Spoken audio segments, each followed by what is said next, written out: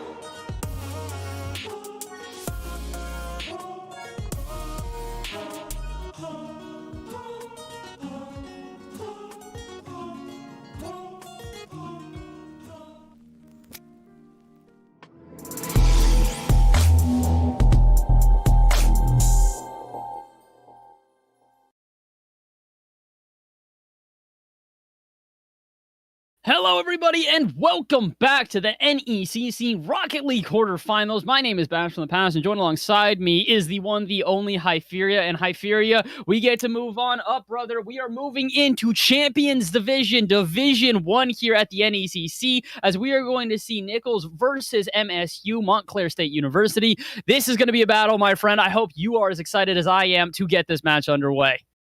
Ooh, I am so prepared, and after that last series, I'm incredibly glad that we have a number 4 seed against the number 5 seed.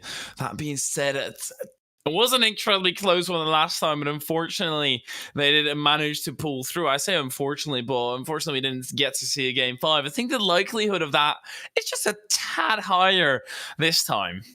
Yeah, just a tad higher, but we don't have a guarantee there quite yet. We've already seen the 4 versus 5 seed once today in JWU versus, I believe it was CCE, yes, Champlain. They did not go to game number 5. They went to game number 4 after Champlain did have one really, really solid game where they were able to take it to JWU, but otherwise, JWU were pretty dominant. So we're going to have to hope that these guys are not necessarily going to have as dominant of a of a game, to put it simply. But history has shown there's a very good possibility about this. Last time these two teams faced, it was the lower seed in Montclair at number 5 who took a... Oh, wait, no, excuse me. I take that around. It was the higher seed. Nichols took a 3-0 sweep over MSU. So we've seen it before. These are two teams that may just not match up against each other correctly, despite being so close in rankings. It may just be one of these things where they're not necessarily going to match up correctly, and Nichols could walk away with another sweep. And they might just be able to, but honestly, with them being the same seed in the end, either Nichols would have to have a phenomenal counteracting playstyle, or it would just have to be that one series on that one day was massively in favor of Nichols. And honestly, I kind of want to bet on the initial one that Nichols just had a phenomenal day, since I don't want to see another sweep here, Bass. I already had one in the previous series. I don't want another one. You might have more series tonight. I don't. So I don't want to walk away here with I put 3 fingers up, 2 sweeps. Listen, that's the whole point of a sweep. It's a 3 to a 0. So, I mean, you're kind of correct on that one. I can't really blame you on that. You know, all these numbers that we're throwing around. Regardless, there is only really one number that matters at this point. It is going to be getting to that third game, making sure that no matter what, you win 3 here. Doesn't matter how you win the first 2. As long as you get that third one underneath your belt, you are moving on here in the NECC Rocket League playoffs. Because, again, this is single elimination. If you don't win these games, that's it. You're done for the playoffs, and that's not something you want to do. You guys have been grinding out this entire season to try and get to this position. And now that you're here, it is time to prove it. Nichols versus MSU. I cannot be more excited for this one, and I'm just excited to see these teams hit the pitch. Oh, this is going to be a good game, Hyperia, to put it simply. Yeah, there's something that about MSU which is going to favor them massively. And this is me saying something without a lot of American knowledge, but freshmen, this is their first year, right? Mm-hmm, indeed. Yes, so everybody on MSU is a freshman, and if they're already in the Champions Division, in the number 1 division, I honestly think they have such a promising squad. They can really grind together and build everything up together. That being said, I do think that Lifey is not going to be a part of it anymore. They really need to show it here today, and I do think everybody's entering the pitch. Indeed, they are. We can get this underway. Nichols versus MSU underway right now. Underway. We're going to have Nichols in the blue, MSU in the orange. It's going to be a very tough test once again, because as we said, last time these two teams faced off against each other, they really did not necessarily have the type of back and forth we were expecting. Maybe something has changed. That was many weeks ago, and there's been plenty of time to prepare for this rematch.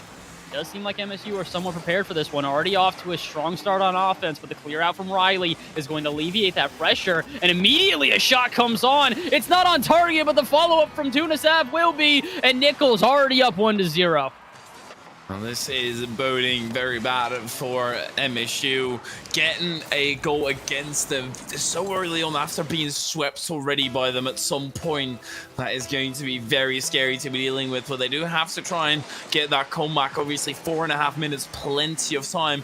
They do need to get something going, and I feel like MSU have been pretty much every single time I've seen them slow starters, never mind anymore as Dafsy gets a shot, a good save out of Tuna. Can they actually force it through once again? MSU rips or tries to get an opportunity rather.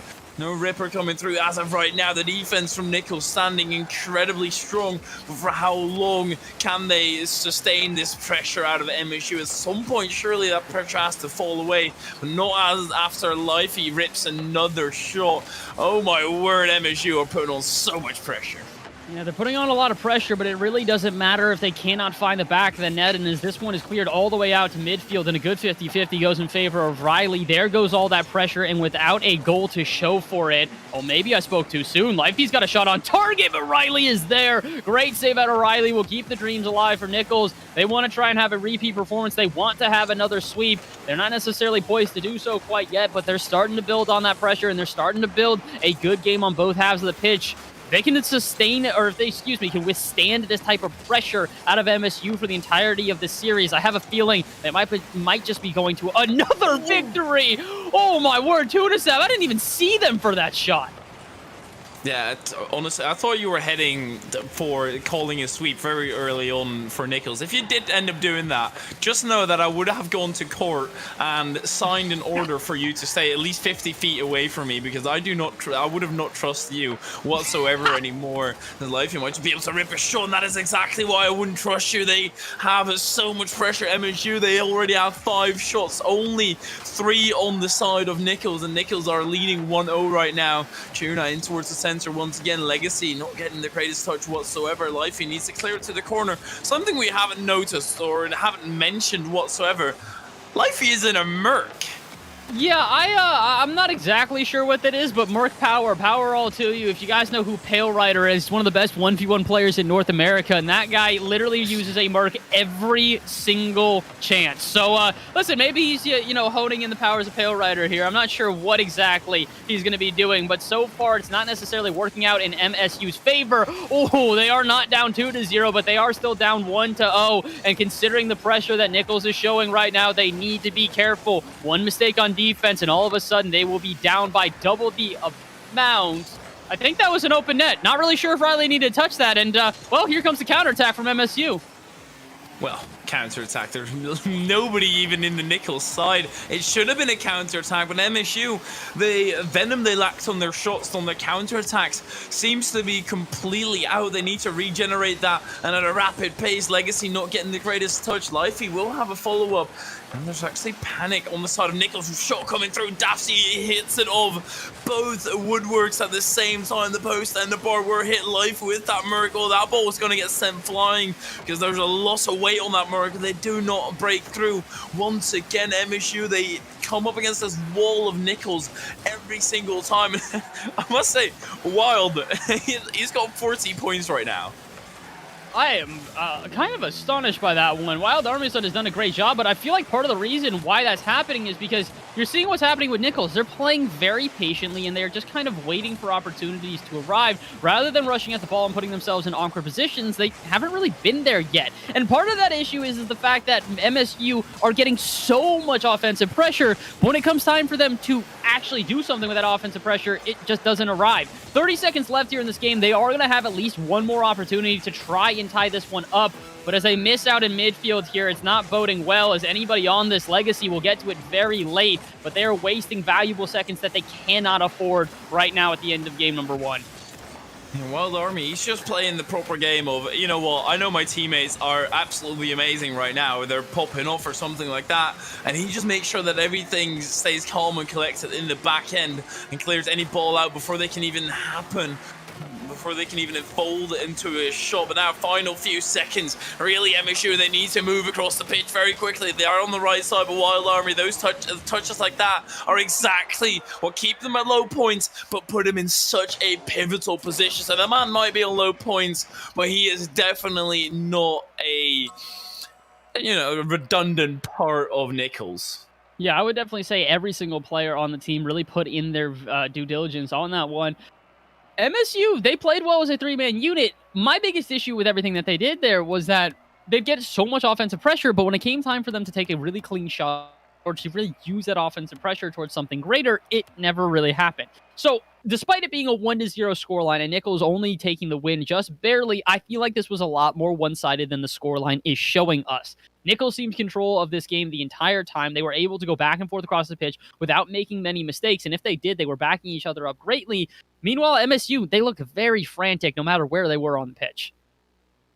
Exactly. I mean, they had the amount of shots. They had 6 shots, but I think those 6 shots were only from the, let's say, few first seconds of the game. Well, first few seconds is a little bit, imagine getting 6 shots in 10 seconds. You'd absolutely not be happy with yourself, but they were very early on, and apart from that, MSU kind of almost gave up, said, yeah, we're not breaking through, right?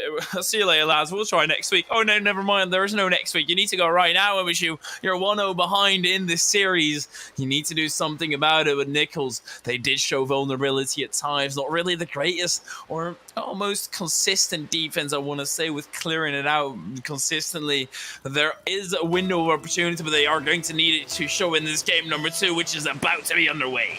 Yeah, they're really going to need to try and turn this one around. Hesitancy like this off the bat is not going to help. Tunasav decides not to play it risky and not slam that one home. Would rather play a slowly, I'd say slow building offense. And, well, it looks like it'll almost work out. Lifey does make a save on the line, but already I'm seeing a bit of hesitancy coming out of MSU, and I am not liking it. It is not going to bode well for their future. They need to try and pick up the pace here and try and match everyone off of Nichols College here. Otherwise, they're going to run into a lot of difficulty just in terms of pacing alone.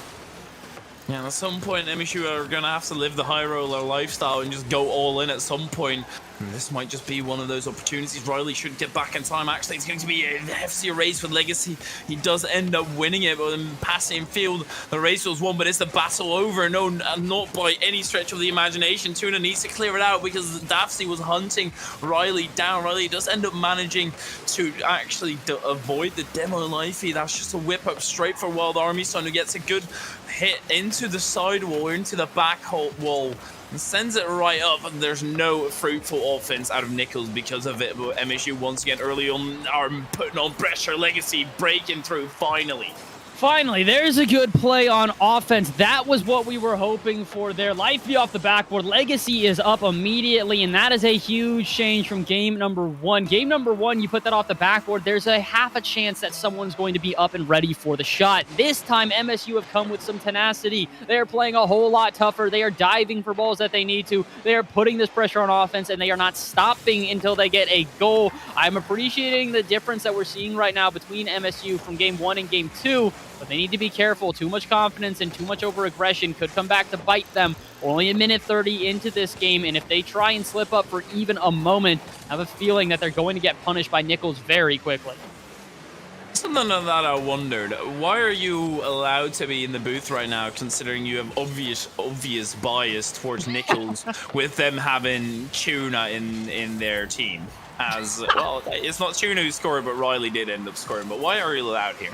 I'm blaming this on discrimination of fish. I am allowed to support my fish brethren. How dare you? How dare you be in such a opposition to me and my guild fellows? But jokes aside, actually, here, well done to Nichols for evening that one up. Tunasav does not participate to the degree I think, that I would like to have, obviously, as a biased caster towards fish. At 46 points, he has not quite necessarily lived up to expectation. Oh, but my word, has the team ever. Nichols, they're coming back, and Tuna's trying to become a part of it, off the bar and out. But how dare you doubt him? Look at that power from that fishy man.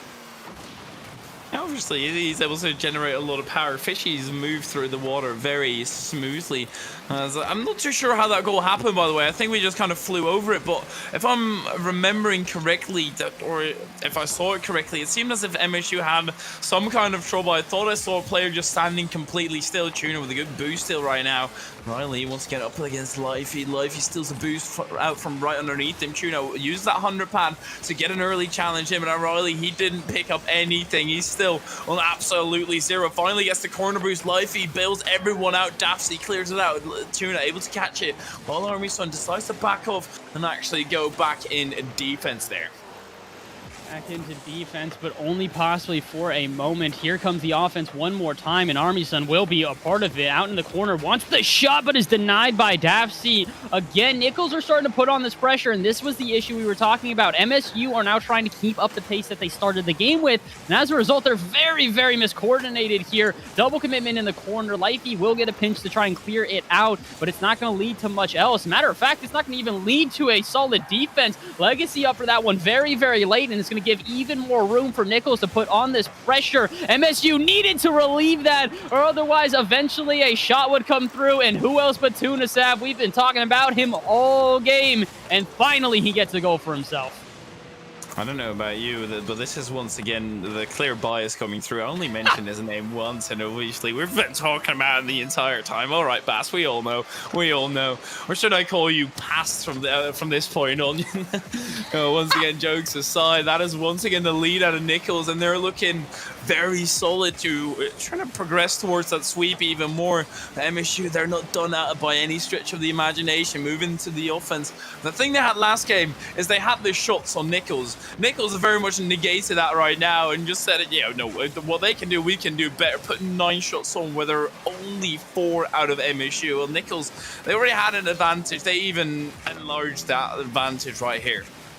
They're doing really well to show that already. They've got about a minute left here in game number 2, and after being down 1-0 for a majority of this game, to respond so strongly is incredibly impressive. Question is whether or not we're going to see a response now to that response from MSU. MSU are playing well so far. Montclair, or excuse me, Montclair State. I was about to say I'm saying that wrong, but no, it is. Sometimes the MSU will get me a little bit confused, but MSU and Montclair right now are doing a great job of just making sure to continue this pressure on offense, but they're running into the same issues as in game number 1. They're still not taking shots on target that are threatening enough. They're getting a ton of offensive pressure, but when it comes time for that jaw-dropping shot, it doesn't arrive. So they need to try and switch this one up. Maybe get a little bit more creative on offense. If they can do exactly that, they should have a shot here to tie this one up. But again, another lackluster shot out of Lifey that does not have the power necessary, and it may come down to one last offense, which I think it's actually going to go in favor of Nichols. No one goes up for that one from MSU, and they're going to have to instead try a shot from the side, but no, Lifey's shot is off target. Again, just that little bit of hesitation, and it will give the win to Nichols.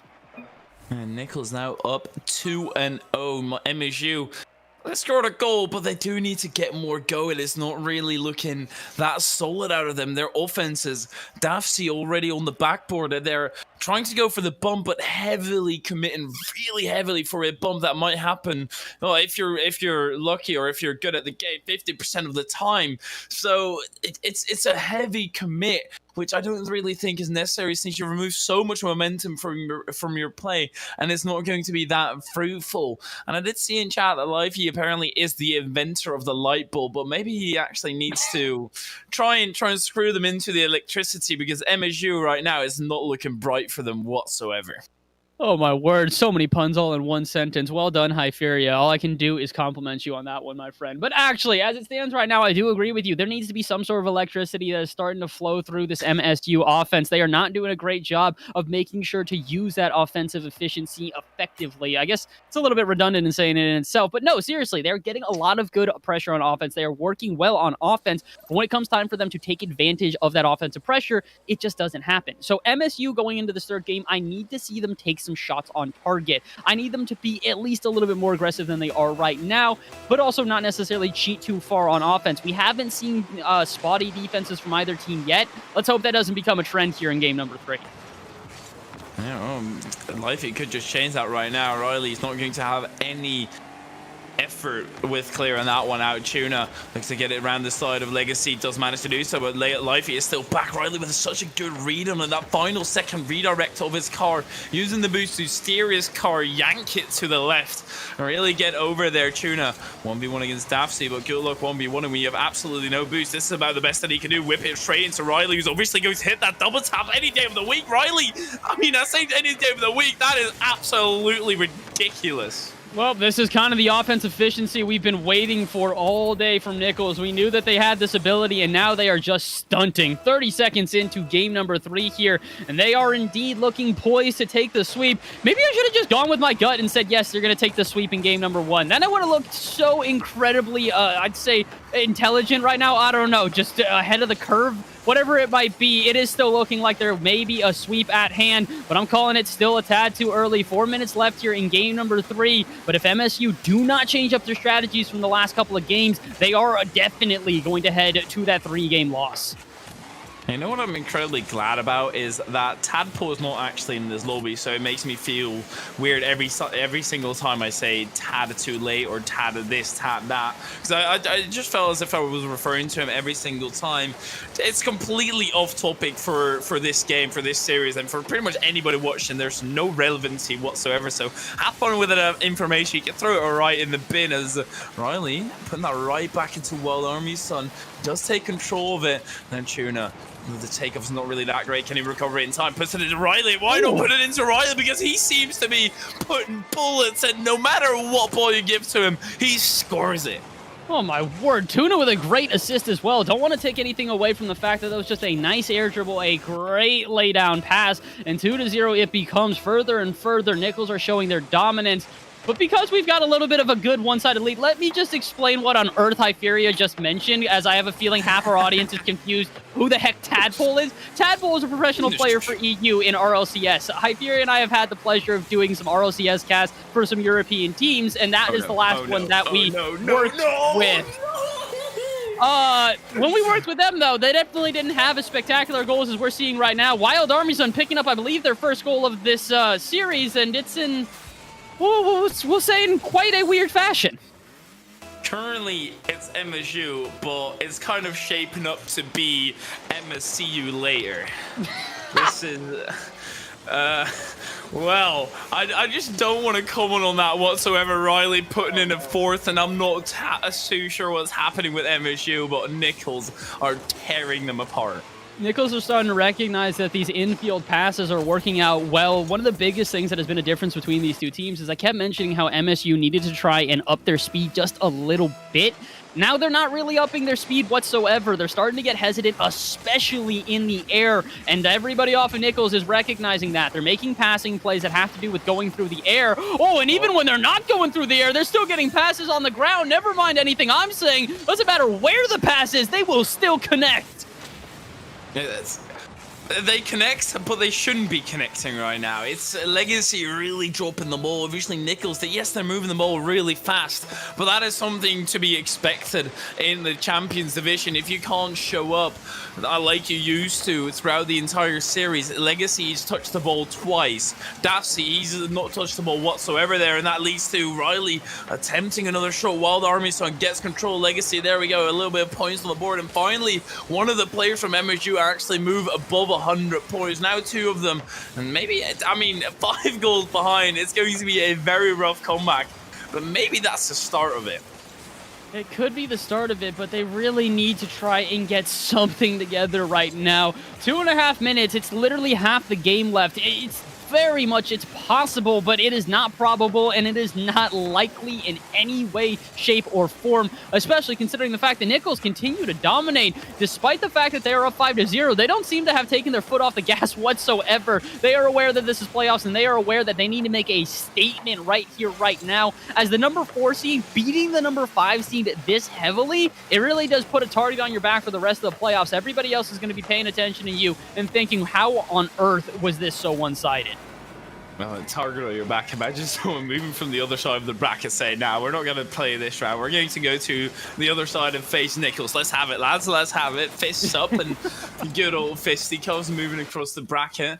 But the Nichols, they're just absolutely tearing them apart. And this kind of reminds me, for everybody who used to play Call of Duty, which I assume is pretty much everybody, since everybody surely has played a game of Call of Duty in their life. It's almost like being spawn camped. There's just nothing you can do about it right now, and that is something that MSU are experiencing right now as well. Yeah, 100%. It's one of these things where every single time that they try to get some momentum in their favor, all of a sudden someone from Nichols is there to shut that down. They are not going to get a 7th goal quite yet, but if they cannot get a goal here in a 2v1, oh, and indeed they can, I really do fear for the likelihood of this comeback, especially considering there's only about 70 seconds left on the clock. It's just been a struggle on repeat to get that offensive efficiency to turn into something greater. And even in game number 3, where there have been much fewer chances than in game number 1 and 2, they're still not getting that efficiency needed. 6-0 with about 60 seconds left. And, well, I hate to say it, but Hyperia, I do indeed believe we can call this one a sweep. Yeah, I do very much believe so as well, especially when Tuna Sava made the Tuna save about 20 seconds ago. And I just love having your cam up on the side as well, because I see you looking in absolute disgust every single time, and it never fails to give me pleasure and makes me happy. But with 30 seconds, there's not really a lot to be happy about on the side of MSU. They might just go down, or they might just go home. Well, in a Brazil fashion, at least they have a meme on their side if Nichols can score one more. Well, now, it's a very weird race. At this point, we've already said, you know, there's no way that we're going to see a comeback at MSU. And I hate to cheer for the team that is, you know, 2 games up and 5 goals ahead. But a little bit of me, just the audience portion of me, wants to see if they can maybe pull out this Brazil. It's not really that necessary, though. At the same time, we know that this is going to go in favor of Nichols no matter what. The question is can they do it in a mean fashion? I think they might be able to, but unfortunately they're pressed into their own half for quite some time, and no, instead, Dapsy is going to completely put that one out of question as they're going to score a second goal, rooting the Brazil dream, but showing that there is still some life left in MSU. Look, this is where boys think the dream is over, no Brazil anymore, but this is where gentlemen go, Barca? Question mark. That is always a possibility as well. The 82, 9 seconds remain. Who knows? Who knows? Wild Army's looking to do it right here, but with no early goal being found, the Barca, this is where old gentlemen cried as well, or pretty much anybody cried for MSU. It was a day that won't go in the history books. Yeah, and unfortunately, I'm not sure how much history is going to be written about this matchup here. Nichols with a pretty handled victory. MSU definitely did show some good signs of life, but unfortunately, they never could really figure out that offensive efficiency. And despite taking the exact same amount of shots as Nichols in this game at 10 total, only find 2 goals to show for it. GG's all around. Nichols definitely put on a performance and a half, and unfortunately, it was a little bit expected considering the last time these two teams had met. But MSU, they put on a great performance nonetheless. They did have a lot of good showings on offense. They made some great saves along the way. The unfortunate truth is, though, there can only be one winner, and today, that is Nichols College. Yeah, Nichols proven to be superior, and well, I guess that one-time sweep was not a one-time thing. They could definitely do it again, and with relative ease in that third game. I think MSU, they just didn't get the momentum from the earlier games. They just kind of got messed with in the first game, for sure, where they just were not able to break through whatsoever. They had shot after shot pressure, constantly not breaking through. That takes mental fortitude to try and keep that going at all times, and they were not able to, and they do indeed drop here today. Yeah, unfortunately so. And as you said, dropping here today is one thing, but they're also unfortunately out of playoff contention from here on out. That is how it goes here in a single elimination bracket. If they can't perform in every single one of their matches, they're unfortunately going to have to go home, and MSU are going to have to they're going to have to try and wrap this one up here today, and unfortunately going to have to go back to the drawing board next time. But thank you very much for you guys for such an incredible season. You definitely did fight your way through and absolutely prove that you deserve to at least be here in playoffs. But again, as we said, at the end of the day, there can only be one winner. Congratulations to Nichols, who will be moving on in this bracket, continuing through here. But yeah, this is going to be a very, very rough road ahead. Nichols may be showing dominance here, but they've got a lot of strong teams waiting for them throughout this bracket. Yeah, it's definitely not over for them whatsoever. They need to try and get something more going. Well, I mean, you win this one, you're automatically up against Durham. How exciting is that? How incredibly, hey, let's go up against Durham. Yes, that is my favorite Saturday activity, because Durham, they are such a strong team. You have to take the precautionary matters from the start and really prepare yourselves properly, because that is going to be a battle and a half. But I think as of right now, pretty much every number, the highest seed has made it through indeed. Obviously, Durham and St. Clair, yeah, they're going to make it through automatically since they had a bye there. Well, it's still interesting to see that the season is pretty reflective of what's going on in the playoffs. Yeah, as it stands right now, it does really seem like we're seeing some similar repeats from what's going on in the season, but you never know. That is how playoffs work. Playoffs are always going to be a very, very spicy environment, and eventually, because it is inevitable, someone is going to get that upset. Not quite yet seeing it here today, but we may see it eventually. We're just going to have to find out. So what we're going to do is we're going to get ready for our next couple of matches and make sure that we can give you guys some even more Rocket League action. Going to possibly try and set up an interview here as well. But the first things first, we need to go show you who makes all of this possible. Quick word from all of the guys and all of our partners that make this a possibility, and then we will be right back. We'll see you guys in just a couple of minutes.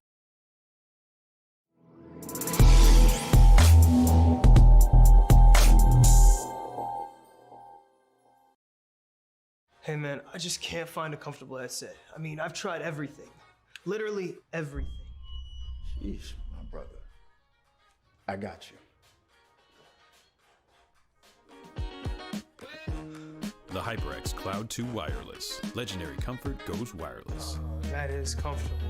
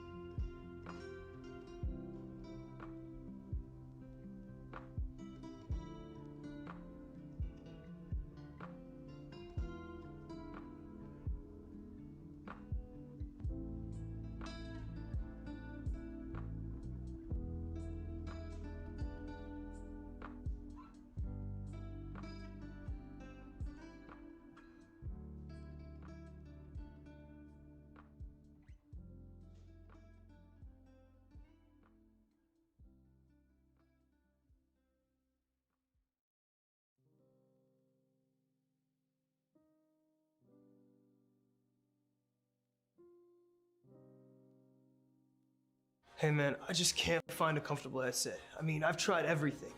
Literally everything. Jeez, my brother. I got you. The HyperX Cloud 2 Wireless. Legendary comfort goes wireless. That is comfortable.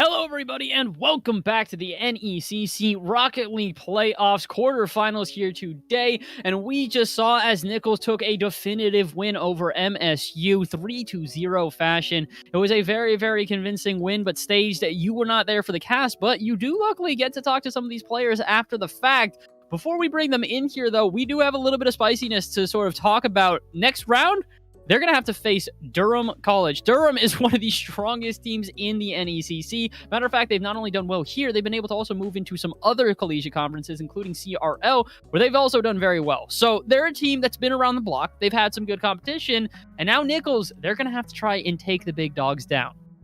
That's always one of the most intimidating things that you can run into, is when you've got a team with a legacy. When you could walk into the NECC as a university that has no idea what you're looking at, and then you see Durham, and you see these players who have been all over the place, who are RLCS quality, and you recognize that this isn't the kind of thing that you can just take lightly. This is serious competition. So I'm really curious as to just how that factors into the play, but we are going to have these players now coming into our room in just a moment. We've got Riley with us, Tuna, and Myson. So how are you guys today? Congratulations on the last set, by the way. Thank you. We're doing great. Well, welcome to the booth. You guys had a really, really spectacular game. All three of you guys played very, very well. I will say, one of the biggest things we were starting to see towards the second half of that series was that you guys were starting to get that offensive efficiency together. Specifically, Tuna and Riley, you guys had more infield passes than I can count. So, very well done. What was the trick there? Was there a point where you guys started recognizing that your offense was just clicking and you could start just shooting shot after shot after shot? Or was it just sort of one of these things where, well, if the chance arose, it arose? Yeah, I think we were smacking the ball around too much, kind of giving away possession too much, and we figured that instead of just booming the ball to the other team every time, it might be a good idea to go infield to each other and find the passes there. I mean, you did exactly that. You guys played very, very well as a three-man unit, and that is what carried you to that 3-2-0 victory. We're saying here that a lot of it was offensive efficiency, but really I'm interested. I guess I'll ask any three of you, or any one of you three, what do you think was the key to victory to that game? What do you think was the main proponent that propelled you to that victory? If I had to say, I think it would just be like believing in each other and like using our teamwork to work together on those pass plays. Like you said, like that was pretty much what carried us to victory in that third game. You know, everything finally just clicked after we were trying to figure it out for the first two games. Absolutely. So after this series, you took this in definitive fashion. There's any non-believers who are out there are definitely now fans of Nichols College. But I've got to ask, you're up against Durham, who's a pretty storied team. One, were you guys already targeting them when you came into the playoffs? And two, what kind of preparations are you going to be making now that you have basically the team that everyone's gunning for coming up in the semis? We definitely knew that we were going to play them if we won Montclair if we beat Montclair when we looked at the bracket. All we can really do for them is they're a really fast team. They're in CRO. They're a very fast team, like very good team overall. All we can really do is try and play like our fastest and most together and just like hope for the best. Cause there's not much else you can do. You just got to play together on the day and hope for the best. So that's the plan, is just try and up the tempo, meet their pace, and try and top them if you can, force them to make mistakes. Yeah, they're way too consistent for you to like play sluggish or passive against them. So, you just got to go for everything pretty much. 100% agreed. So far, you guys had I'd say a pretty consistent season against a lot of really, really good teams. You said that, pace is going to be one of the most important things going into a match like Durham. But can I ask, are you guys sort of going to, I would say, do some extra research, quote unquote? Are you planning to look back at some of these games and sort of see what happened last time you faced Durham? Or is it just sort of, don't try to get too much in your heads, wipe this the slate clean, and then just try again here in the playoffs? Before we played Montclair today, we went back and looked at the replays of us playing them during the regular season. So I assume we'll do something similar to Durham. I know I saved our regular season games against them. They were using a sub. They didn't have Vitaly in there, I don't think, so they weren't at like full strength, but we can still get a good feel of how their roster plays together. How much do you find that it helps to look at the past film of when you've played against a specific team? Is it something that helps you get a better bead on the way the game's going to play out, or is it not the most useful thing when it comes to Rocket League? I think it's really useful. It's hard to remember, like, you remember the result, but not exactly how you got there. So when you're there, looking at the replay, and you're reminded of how you got to the win last time, what worked for you, what didn't, what worked for them, what didn't, you kind of get really good intel into how the next series is going to go and what you can do to succeed in the next one. Kind of to feed off of that as well. I mean, like, you also just get to see where you went wrong. Like, I know that our original matchups against Montclair, like, I had a couple issues that ended up just not showing up necessarily in this match.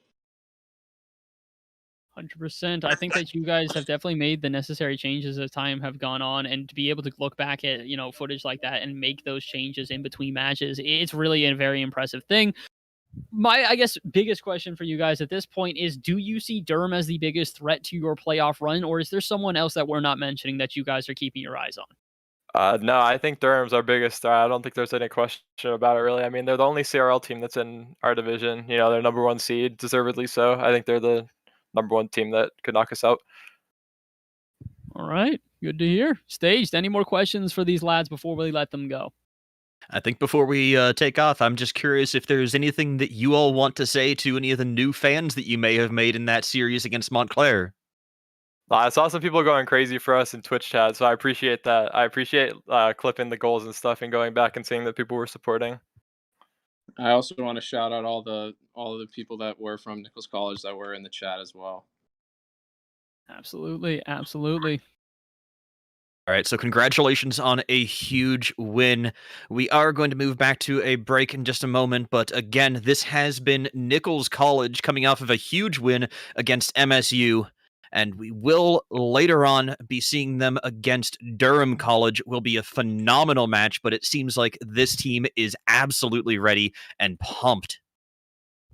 So thank you very much, guys. We will let you go now. Enjoy the rest of your night. Definitely get some celebrations in. You guys deserve it. Thanks, guys. Have a good night. Thank you. All right, well, Staged, as you said, we're going to go to a little bit of a break here, let these guys go and, do their celebrations, as well as us going to get ready for our very next game. It's going to be a little bit of a break here, so please do stay tuned with us as we make sure to get this next game underway. But honestly, at this point, if you're turning away, I'm not quite sure what you're doing. We have got tons of Rocket League action at this point. We've got more Champions Division. East, I believe this time. Yes, indeed. East Champions Division is going to be Fanshawe versus Potomac. It is going to be an incredible matchup between two very, very strong teams, so you are not going to want to miss it. Make sure to keep followed with everything that the NECC is doing, because we will be back in just a couple of moments.